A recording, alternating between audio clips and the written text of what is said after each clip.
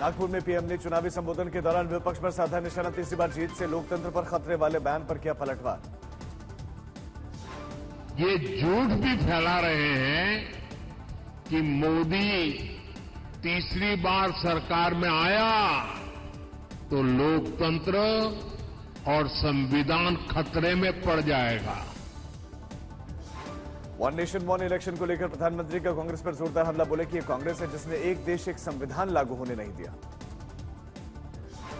ये कांग्रेस है जिसने एक देश एक संविधान लागू नहीं होने दिया।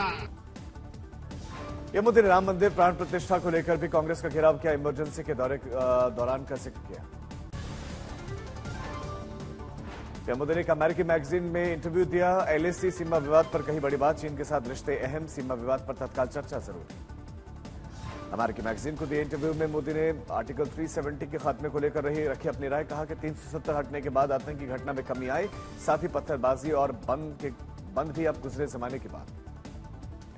इंटरव्यू में पाकिस्तान की राजनीतिक स्थिति पर भी पीएम मोदी की बात। आतंकवाद पर पीएम की दो टूक। बोले कि भारत ने हमेशा आतंक मुक्त माहौल की वकालत की ताकि इलाके में शांति, सुरक्षा, संपन्नता कायम हो। ये मोदी ने इंटरव्यू में राम मंदिर में प्राण प्रतिष्ठा पर जबरदस्त प्रतिक्रिया दी। बोले कि भगवान राम का अपनी जन्मभूमि पर वापस लौटने से देश के लिए ऐतिहासिक क्षण था। लोकतंत्र और प्रेस की स्वतंत्रता के सवालों पर भी पीएम ने दिया जवाब। बोले कि सिर्फ हमारे संविधान में नहीं बल्कि भारत के जीन में ही लोकतंत्र है। पटेल नगर से विधायक राजकुमार आनंद ने मंत्री पद से और पार्टी से दिया इस्तीफा। कहा भ्रष्टाचार को लेकर नीति से सहमत नहीं, दलितों का पार्टी में सम्मान ही नहीं। जन्म ही भ्रष्टाचार के खिलाफ आंदोलन से हुआ था, लेकिन आज ये पार्टी खुद भ्रष्टाचार के दलदल में फंस चुकी है।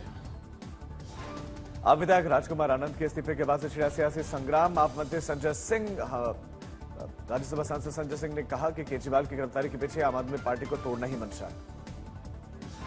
सौरभ भारद्वाज ने भी राजकुमार आनंद के इस्तीफे को लेकर जाति का मामला उठाया। कहा कि एक दलित समाज से आने वाले विधायक को डराया जा रहा है। राजकुमार आनंद के इस्तीफे पर आप मंत्री सोमनाथ भारती का बड़ा ट्वीट करके ईडी के द्वारा प्रताड़ित किए जाने को इस्तीफे की वजह बताया। इस्तीफे के बाद बीजेपी का पर जोरदार हमला। केजरीवाल के जेल से सरकार चलाने पर भी उठाए सवाल। दिल्ली हाईकोर्ट के फैसले को चुनौती देने वाले केजरीवाल की याचिका पर फौरन सुनवाई से सुप्रीम कोर्ट का इनकार। अगले हफ्ते में हो सकती है सुनवाई। अरविंद केजरीवाल ने जेल से भेजे 2 संदेश। 14 अप्रैल को आम आदमी पार्टी केंद्र के खिलाफ लोकतंत्र बचाओ तानाशाह हटाओ नाम से शुरू करेगी अभियान। केजरीवाल के खिलाफ बीजेपी नेता बांसुरी स्वराज की प्रेस कॉन्फ्रेंस। कहा कि आपके संयोजक ने गोवा चुनाव के लिए आपराधिक तरीके से जमा किए 45 करोड़ रुपए। आपने तो अमानत तुलना की बड़ी मुश्किलें, गैर जमानती वारंट के लिए कोर्ट पहुंची ईडी। गया में अमित शाह की रैली। कहा कि नेहरू से राहुल गांधी तक तुष्टीकरण किया गया। कांग्रेस मुस्लिम पर्सनल लॉ को फिर से लाने की बात कह रही है। बंगाल के दक्षिण दिनाजपुर में भी अमित शाह की सभा। कहा कि लोकतंत्र के हमलावरों को बचाती है ममता और एनआईए को फंसाती है। अमित शाह पर टीएमसी नेता सौगत राय का पलटवार। कहा कि पहले बंगाल में करते थे 35 सीट जीतने का दावा, अब 30 सीट पर दम भर रहे हैं। मुजफ्फरनगर में सीएम योगी की चुनावी रैली। कहा कि पहले माफिया जब चलते थे तो सीएम का काफिला रुक जाता था, अब मिट्टी भी उनको नसीब नहीं होती। गीली हो गई थी तो हमने कार्रवाई की उस माफिया के खिलाफ और उसको रगड़ करके कोर्ट के सामने प्रस्तुत किया तो उसकी पैंट गीली हो गई थी। लखनऊ में अखिलेश यादव ने समाजवादी पार्टी का घोषणा पत्र जारी किया। 2025 तक जातीय जनगणना कराने का वादा। अखिलेश यादव ने घोषणा पत्र जारी करने के बाद बीजेपी पर बोला हमला। कहा कि बीजेपी करती है झूठा वादा। अखिलेश यादव ने किसानों को एमएसपी दिलाने का फॉर्मूला भी बताया। कहा कि केंद्र सरकार ने हमेशा किसानों के खिलाफ दिखाई अपनी ताकत, हम कानूनी रूप से दिलाएंगे एमएसपी। यूपी के मंत्री दानिश अंसारी ने समाजवादी पार्टी के घोषणा पत्र की आलोचना की। कहा कि मुस्लिमों को इन्होंने हमेशा धोखा दिया। उत्तर प्रदेश सरकार के मंत्री अजीत पाल ने भी समाजवादी पार्टी के घोषणा पत्र को बताया फर्जी। कहा कि अखिलेश यादव सत्ता में आने की गलत फहमी न पालें। मैनपुरी से बीजेपी के जयवीर सिंह ठाकुर ने चुनाव लड़ने पर एसपी नेता डिंपल यादव बोली कि मुकाबले के लिए तो समाजवादी पार्टी तैयार है। बीकानेर में विदेश मंत्री एस जयशंकर ने आतंकवाद पर प्रतिक्रिया दी। कहा कि अब भारत नहीं सहता आतंकी हमले, देता है करारा जवाब।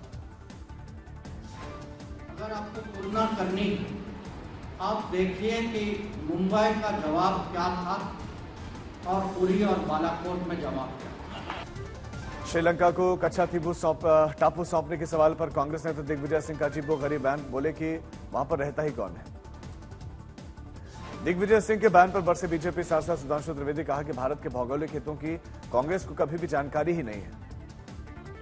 कच्चा द्वीप पर दिए गए दिग्विजय सिंह के बेतुके बयान पर कंगना का पलटवार, बोले कि इसी मानसिकता के कारण कांग्रेस शासन में भारत के दूर दराज के इलाकों में विकास ही नहीं हो पाया।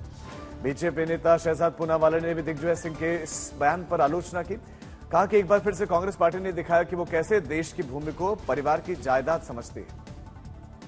गंगटोक में बीजेपी राष्ट्रीय अध्यक्ष जेपी नड्डा ने बीजेपी प्रत्याशियों से बातचीत की, सभी को जीत का मंत्र दिया। ईद के मौके पर पीडीपी चीफ महबूबा मुफ्ती का विवादित बयान, कहा कि फिलिस्तीन का जिक्र करते हुए कहा कि भारत में भी बहुत मुश्किल है मुस्लिम। फारूक अब्दुल्ला ने भी दोहराया महबूबा का बयान, कहा कि भारत और दुनिया में परेशान है मुस्लिम, इस्लामिक सरकारों को जागना होगा। आज मनाया जा रहा है ईद उल फित्र का त्योहार, प्रधानमंत्री मोदी ने देशवासियों को बधाई और मुबारकबाद दी।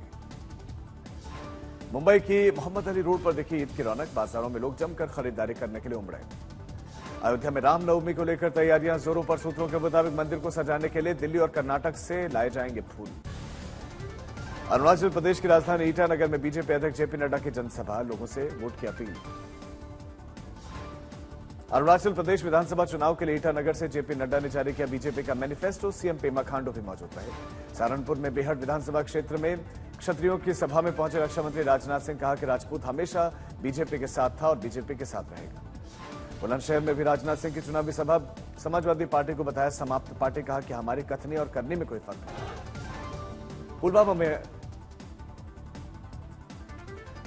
पुलवामा में आतंकी और सेना के बीच में मुठभेड़ जारी, पारसीपुरा इलाके में पुलिस और सुरक्षा बलों के बीच में मुठभेड़, एक आतंकवादी ढेर।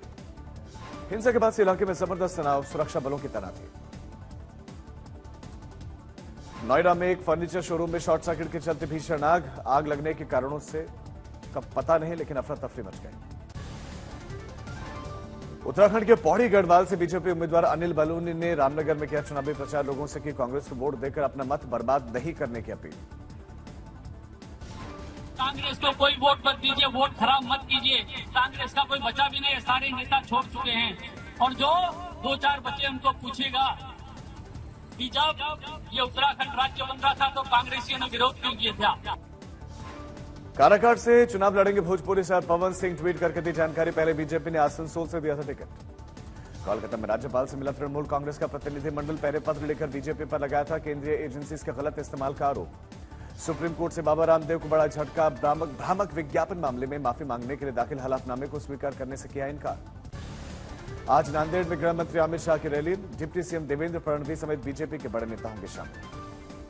टिकट बंटवारे को लेकर मुंबई के कांग्रेस कार्यकर्ताओं में असंतोष, मीटिंग में नहीं पहुंची मुंबई कांग्रेस के अध्यक्ष वर्षा गायकवाड़, प्रेस कॉन्फ्रेंस भी कैंसिल। बाराबत्ती में सुप्रिया सुले के खिलाफ अजित पवार ने झोंकी ताकत, जनता से की अपील, 3 बार अपने बेटी को चुना, इस बार बहू को चुनो। नागपुर में अनूठे अंदाज में दिखा केंद्रीय मंत्री रामदास अठावले, शायराना ढंग से 400 पार का नारा दिया। डेवलपमेंट स्टडीज के दिल्ली के जेएनयू दुनिया भर में अब 20वीं रैंकिंग पर, भारत में पहला पायदान। छत्तीसगढ़ में सुकमा पुलिस को मिली बड़ी कामयाबी, एक महिला समेत 7 नक्सलियों ने आत्मसमर्पण किया। और में कपड़े की दुकान और घर में लगी भीषण आग पर काबू पाने के लिए काफी समय लगा, लेकिन लाखों का सामान जलकर खाक। आजमगढ़ के दीदारगंज में तालाब में नहाने गए 4 बच्चे डूब गए, गहराई का अंदाजा नहीं लगा पाए।